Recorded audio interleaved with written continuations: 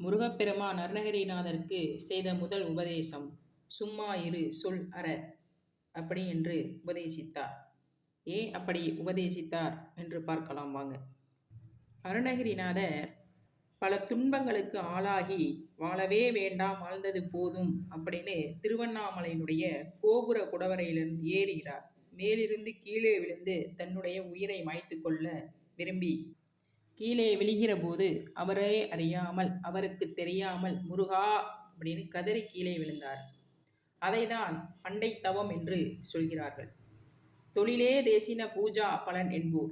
தியாகம் பிரம்மம் முன் செய்த நல்வினையின் பயனாலே மூவருக்கும் தேவருக்கும் எட்டாத அந்த முழுமுதற் கடவுளாகிய முருகப்பெருமான் குருவடிவாக வந்து காட்சி தந்தாராம். யாருக்கு? அருணகிரிநாதருக்கு. ஏன் அப்படின்னா, மேலிருந்து கீழே விழுகிற அருணகிரிநாதரை பூச்செண்டு தாங்குவது போல தாங்கினார்.